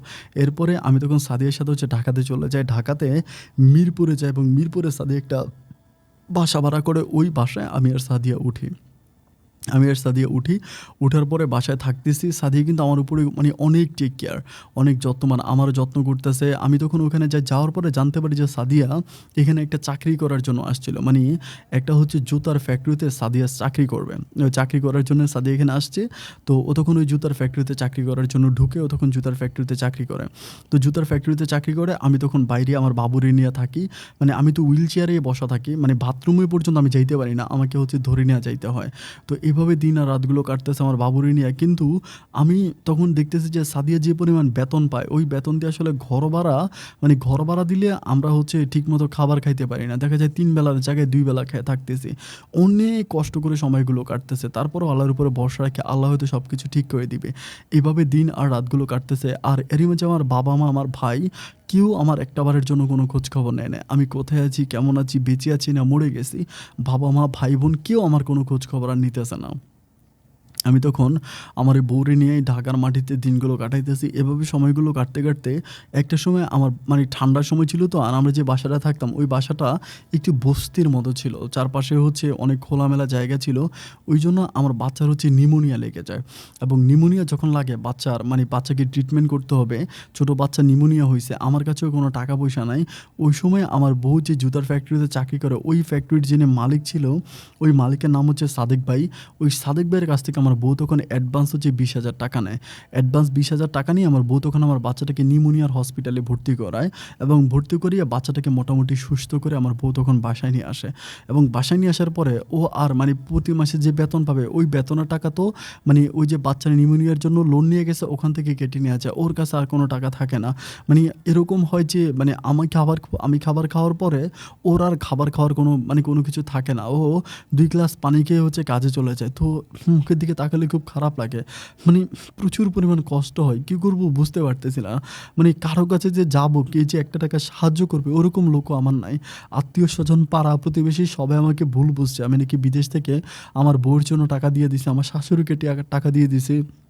বাবা-মায়ের গায়ে হাত তুলছি, বড় ভাইকে মারছি। মানে সবাই আমাকে ভুল বুঝতেছে। কেউ একটাবারের জন্য কাছে এসে আমার ভিতরের কষ্টটা বোঝার জন্য চেষ্টা করতেছে না। এভাবে দিন আর রাতগুলো কাটতেছে। কাটতে অভাবের সংসার আর কতদিন থাকবো? আর পারতেছি না। এভাবে সময়গুলো কাটতে একদিন দেখলাম যে আমার বউ মানে অনেক সুন্দর একটা কাপড় পরে মানে কারখানা থেকে আসছে। আমি কিন্তু তারে কোনোদিন এত ভালো কাপড় কিনে দিতে পারিনি আরকি অসুস্থ হওয়ার পরে। তো কাপড়টা যখন পরে আসছে আমি তখন বললাম যে, "কি ব্যাপার? এত সুন্দর কাপড় পরলা? অনেক ভাল লাগতেছে।" আমারে বলে যে, "কাপড়টা আমাদের মালিককে দিছে।" আমাকে এটা বলে। আমি তখন বলি, "মালিক শুধু তোমারে কাপড় দিল?" বলে, "আমারে না, আমাদের ওই কারখানায় যত মেয়ে আছে সব মেয়েরে একটা করে কাপড় দিছে।" আমাকে এটা বলে। বাট কাপড়টা দেখে অনেক দামি মনে হচ্ছে। মানে অনেক দামি, নরমাল কোনো কাপড় না, অনেক দামি। আমি তখন চিন্তা করলাম যে, "কি ব্যাপার? এত দামি কাপড় তো ওর মালিক ওকে দিতে পারে না।" মানে আমার কাছে কেমন জানি একটু সন্দেহ লাগতেছে ওর কথাবার্তাগুলো আরকি। মানে কথাবার্তাগুলো একটু সন্দেহ লাগতেছে। লাগার পরে আমি তখন কি করি, আমাদের ওই বাসারই হচ্ছে পাশে আরেকটা মেয়ে আছে। ওই মেয়েটা একই কারখানায় চাকরি করে। মানে জুতার ওই কারখানায় চাকরি করে। আমি তখন ওই মেয়েটাকে জিজ্ঞেস করি। আমি বললাম, "কি ব্যাপার? আমার বউরে মালিকে কাপড় দিছে, তোমারে কাপড় দেয় নাই?" ওই সময় ঐদিন মেয়েটা হচ্ছে মানে যায় না, কাজে যায় না আরকি। ওই মেয়েটা বাসায় থাকে। আমার বউ কিন্তু কাজে যায়। পরে মেয়েটা আমাকে বলতেছে যে আমাকে বলে যে, "মালিকের সাথে তো আপনার বউয়ের মানে উঠা-বসা আছে। এজন্য মালিক আপনার বউকেই তো দিবে। আমাদেরকে কেন দিবে?" এটা যখন বলে আমার ভিতরে তখন এত পরিমাণের কষ্ট হয় আমি আসলে ভাষায় বুঝাতে পারব না। আমি বললাম যে, "আমার বউয়ের সাথে মালিকের উঠা-পড়া মানে উঠা-বসা আছে মানে?" মেয়েটা আমাকে বলে, "নিজের বউরে তো ছাইড়া দিছেন রাস্তার মধ্যে, নিজের বউ কি করে এটার কি কোনো খোঁজখবর নেন আপনি?" মানে খুব খারাপ ভাষায় মেয়েটা আমাকে কথা বলে। এবং বলার পর আমি তখন বলি যে, "মানে কি?" এরপরে আমি দেখি যে হ্যাঁ, মানে আমার বউ যেই হিসাবে মানে ও যে টাকা বেতন পায়, লোন কেটে নেওয়ার পর কিন্তু কোনো টাকা থাকে না। এরপরেও দেখি ও একদিন চুড়ি কিনে, একদিন শাড়ি কিনে, একদিন এটা কিনে, একদিন ওইটা কিনে বাসায়ও বাজার নিয়ে আসে। মানে ধুমধাম অবস্থা। মানে দেখলেই বোঝা যায় যে কিছু না কিছু একটা হইতাছে। আমি তখন বললাম যে, "এভাবে সময়গুলো কাটতেছে।" আমি তখন বললাম যে একদিন ওরে বললাম যে, "বউ আমার কাছে একটা সত্য কথা বলবা?" ও আমারে বলে, "বলো না।" আমি বললাম যে, "আচ্ছা তোমাদের যিনি মালিক আছে ওনার নাম কি?" বলে যে, "সাদেক সাহেব।" আমি বললাম, "বাহ! সাদিয়া আর সাদেকের মাঝে ২ টা নামের মাঝে অনেক মিল আছে।" ও তখন আমাকে বলে যে, "হ্যাঁ, আমার মালিকও সবার কাছে বলে যে আমার নামের সাথে নাকি ওনার নামের মিল আছে। এজন্য উনি আমাকে অনেক পছন্দ করে।" আমি বললাম, "কিরকম পছন্দ করে?" ও বলে, "এই যে কাজের আমাকে সুযোগ সুবিধা দেয়। এখনো লোনের টাকাটা কেটে নেয় নাই। প্রতি মাসে বেতন দিতেছে।" মানে ওর কথাবার্তাগুলো শুনে মনে হলো যে মালিকের সাথে ওর অনেক বেশি ভালো সম্পর্ক। আমি তখন খবর নিয়ে থাকি গোপনে। গোপনে খবর নেওয়ার পর আমি জানতে পারি যে ওই সাদিক সাহেব আমার বউকে পছন্দ করে এবং আমার বউকে অনেকবার বিয়ের প্রপোজালও দিয়েছে। কিন্তু আমার বউ আমার দিকে তাকিয়ে রাজি হচ্ছে না। আমি তখন চিন্তা করতেছিলাম যে আমি মানে কি করব? মানে আমি যে একটা কিছু করব, কারো কাছে বলবো, কোথাও যাবো এমন তো কোনো রাস্তা আমার খোলা নাই। আমি তখন দেখতেছি দিন যত যাচ্ছে আমার বউ আস্তে আমার কাছ থেকে একটু করে দূরে সরতেছে। আমি তখন ভাবতেছিলাম যে এমতো অবস্থায় আমি কি করব? আমি তখন ওরে একদিন আমি ডাইরেক্টে বলি। আমি বলি, "সাদিয়া দেখো, আমি তো পঙ্গু মানুষ, ঘর থেকে বেরোইতে পারি না। রাস্তার পাশে বসলেও তো মানুষ আমারে ৳২ ভিক্ষা দিবে। ৳২ ভিক্ষা দিয়ে আমি ওই ভিক্ষার টাকা দিয়ে না হয় আমার জীবনটা কাটায় দিতে পারবো। কিন্তু তুমি আর তোমার এই মেয়েটার কি হবে? তো একটা কাজ করো, তোমরা এখান থেকে চলে যাও। তো তুমি ওই সাদেক সাহেব তোমাকে পছন্দ করে, তুমি সাদেক সাহেবকে বিয়ে করো।" এটা বলার পর তখন খুব কান্না করো। আমাকে বলে, "তুমি আমাকে সন্দেহ করো? আমাকে তুমি সন্দেহ করো? আমাকে তুমি ভালোবাসো না?" আমি বলি, "অনেক ভালোবাসি তো।" আমাকে বলে, "তাহলে সন্দেহ করো যে?" আমি বললাম, "না, আমি দেখতেছি যে আমার সামনে তোমার জীবনটা এভাবে নষ্ট হয়ে যাচ্ছে। বাবুর জীবনটা নষ্ট হয়ে গেছে। আমি কিছু করতে পারতেছি না।" ও তখন আমাকে বলে, "তুমি আমার স্বামী হিসাবে আমার মাথার উপরে ছায়া। তুমি থাকলে আমি দুনিয়াটাকে জয় করে নিতে পারবো। তোমার খাওয়া-দাওয়ার কষ্ট হয়।" ও আমার উপরে খুব যত্ন নেয়। আমি তখন বুঝতে পারি যে না, কোনোভাবেই আমি ওর জীবন থেকে সরতে পারবো না। আমি দিন যত যাচ্ছে আমি ততই দেখতেছি যে না, ও অনেক ভালো হয়ে যাইতেছে। আমার উপরে যত্ন, আদর, ভালোবাসা বাড়তেছে। আমি তখন মনে ভাবি, আল্লাহ যদি হঠাৎ করে আমি অসুস্থ হয়ে যাই, আমার সন্তানটা অসুস্থ হয়ে যায়, তাহলে সাদিয়া চিকিৎসা করবে কেমন করে? চিকিৎসা করার টাকাও তো আমার কাছে নাই। এভাবে দিন আর রাতগুলো কাটতে একটা সময় ওর মালিক ওকে মোটামুটিভাবে প্রেশার দিতে থাকে। প্রেশার দিতে থাকে যে তুই ওকে মালিককে বিয়ে করার জন্য, তা না হলে মালিকের কাছ থেকে যে টাকা লোন করছে লোনের টাকা ফিরিয়ে দেওয়ার জন্য। এটা বলে মালিক ওকে অনেকভাবে প্রেশার দেয়। ও তখন অনেকটা ভেঙে পড়ে। আমি দেখতে পাই যে ও বাসায় এসে কান্নাকাটি করে। আগের মতো থাকে না, মানে বাবুটাকেও কোলে নেয় না, মানে একটু অন্যরকম হয়ে যায়। আমি তখন আমাদের ওই পাশের বাসার মেয়েটাকে বলি যে, "আমি একটু সাদেক সাহেবের সাথে কথা বলতে পারবো?" মেয়েটা আমাকে বলে, "হ্যাঁ, সাদেক সাহেবের নাম্বার আছে, আমি দিব।" পরে আমাকে সাদেক সাহেবের নাম্বার দেয়। নাম্বার দেওয়ার পর আমি একদিন সাদেক সাহেবকে কল দেই। একদিন সকালবেলা কল দিই, আমি তখন রিসিভ করে। আমি তখন বলি যে, "স্যার আপনার কারখানায় যে চাকরি করে সাদিয়া, আমি সাদিয়ার হাসব্যান্ড বলতেছিলাম। আমার নাম উমর।" বলে, "ও আচ্ছা হ্যাঁ, উমর ভাই বলেন।"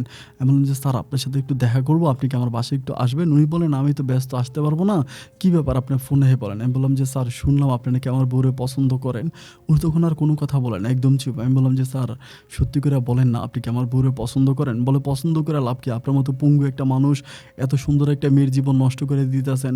এই মেয়েটা তো তার সুন্দর জীবনটা আপনার জন্য নষ্ট করে ফেলতেছে। আপনি বুঝতেছেন না? আপনি একটা পঙ্গু মানুষ হয়ে তারে ধরে রাখছেন কেন? তারে ছাড়েন না কেন?" আমি তখন বললাম, "স্যার আমি যদি তারে ছাইড়া দিই তাহলে কি আপনি তারে বিয়ে করবেন?" উনি বলে, "অবশ্যই বিয়ে করব। আমি তো ১০০ বার তারে বলতেছি বিয়ে করার জন্য কিন্তু ও তো আপনাকে ছাড়তেছে না।"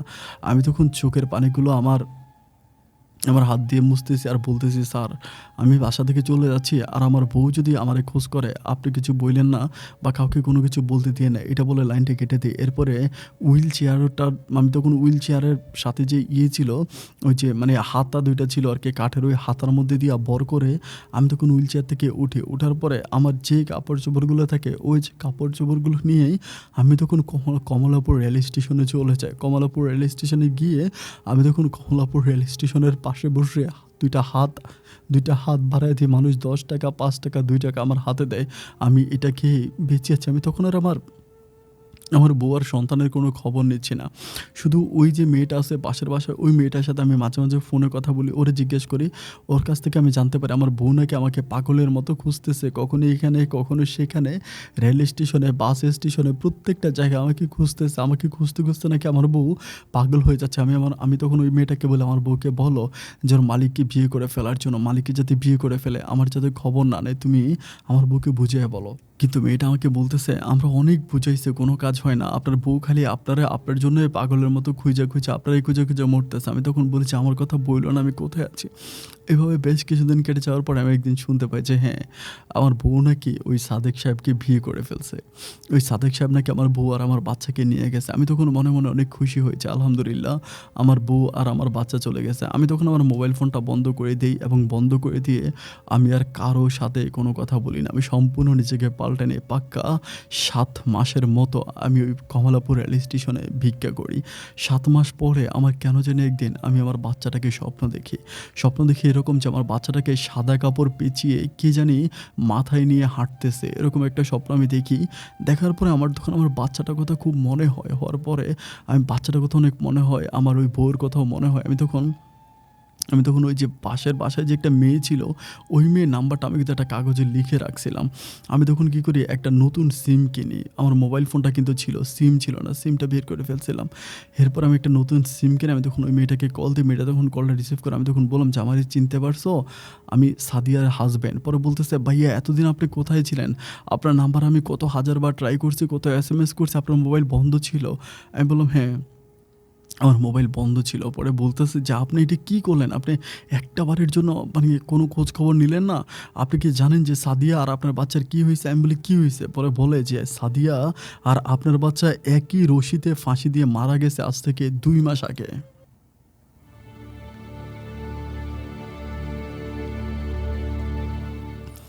আমি বললাম, "কি বললা?" বলে, "হ্যাঁ, একই রশি দিয়ে ফ্যানের সাথে একপাশে মা আর আরেক পাশে হচ্ছে মেয়ে। দুজনেই হচ্ছে একই রশিতে ফাঁসি দিয়ে সাদেক সাহেবের বাসাতে মারা গেছে।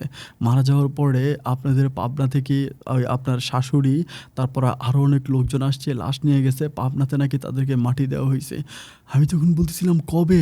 কখন?" পরে বলে, "২ মাস হইছে।" আমি তখন পাগলা কুত্তার মতো ল্যাংড়া। আমি তখন ২ টা লাঠি ২ পাশে দিয়ে আমি তখন পাগলা কুত্তার মতো দৌড়াইতে থাকি। আমি তখন দৌড়াইতে থাকি, বাস স্ট্যান্ড যাই এবং বাস স্ট্যান্ড গিয়ে আমি পাবনা যাই। আমি মানুষের কাছে জিজ্ঞেস করি, "আমার বউ, আমার বাচ্চা, আমার বউ, আমার বাচ্চা কেউ আমারে চিনে না। আমার অনেক বড়, বড় দাড়ি হয়ে গেছে। আমার মোছ হয়ে গেছে, আমার চুল বড় হয়ে গেছে।" তারপরে অনেকেই চিনতে পারার পরে আমার সাদিয়ার কবরের কাছে দেখা যায় ছোট্ট একটা কবরের পাশে একটা বড় কবর দেখা যাচ্ছে। এখানে নাকি আমার বউ আর আমার সন্তান চিরতরে শুয়ে আছে।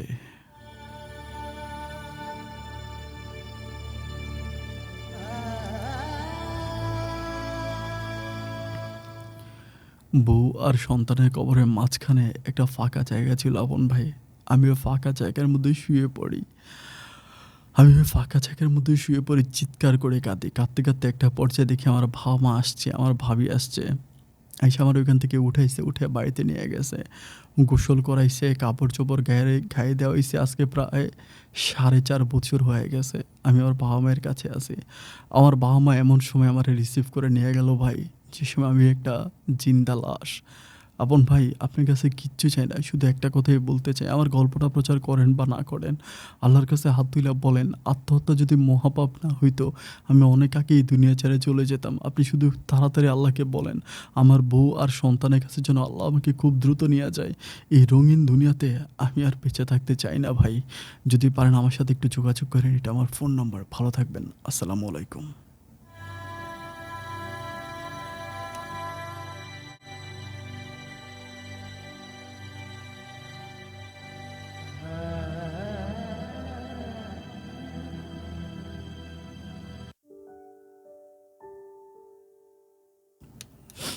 প্রিয় বন্ধুগণ, সবাইকে অনেক বেশি ধন্যবাদ। এতক্ষণ পর্যন্ত পাবনার ছেলে ওমরের জীবনের এই বাস্তব গল্পটা শুরু থেকে শেষ পর্যন্ত আমার মুখ থেকে শোনার জন্য। আমাদের এই জীবন কাউকে দিয়ে পূর্ণতা আর কাউকে দিয়ে শূন্যতা। যে মানুষটা মরে যায় আমরা সবাই বলি যে মানুষটা সত্যি অনেক ভালো ছিল। কিন্তু কেন মানুষটা মারা গেল এটার খবর আমরা কেউ নেই না। দেখেন, ওমর ভাই কিন্তু পরিবারের জন্য অনেক কিছু করেছে। বিদেশে গেছে, তাদের জন্য টাকাও পাঠিয়েছে। সেই পরিবারের সাথে রাগ করার পরে পরিবার এমনভাবে তার বড় ভাই মানে ওয়াসিমের সাপোর্ট নিয়ে নিল, তাদের যে ছোট সন্তান ওমর আছে তারা ভুলেই গেল। একদম সত্যি কথা ভাই, যদি আপনার কাছে টাকা থাকে আপনার বাবা মাও বলবে আপনি ভালো ছেলে, আর টাকা না থাকলে বাবা মাও বলে না যে সন্তানটা ভালো। টাকা আছে তো সব আছে, আর টাকা নাই কিছুই নাই। তারই জ্বলন্ত প্রমাণ আজকে ওমরের জীবনের এই গল্পটা। আর অন্য কারো জীবনে ওমরের মতো ঘটনা না ঘটুক, এই প্রত্যাশা আমি আপন আজকের মধ্যে এখানেই বিদায় নিচ্ছি। দেখা হবে অন্যদিন অন্য কারো বাস্তব জীবনের গল্প নিয়ে। তবে এই গল্পের মাঝে একটা জিনিস আমার আজও জানা হলো না, কেন সাদি এবং তার সন্তান একই রশিতে ফাঁসি দিয়ে মারা গেল। যদিও সাদেক সাহেবের সাথে নাকি ওমর কথা বলেছিল, তেমন কিছুই নাকি সাদেক সাহেব বলে নাই। কেন মারা গেল এটা আমি জানি না। ভালো থাকুক ওপারে মা আর মেয়ে, এটাই আমরা কামনা করি। বন্ধুরা ভালো থাকবেন। আল্লাহ হাফেজ।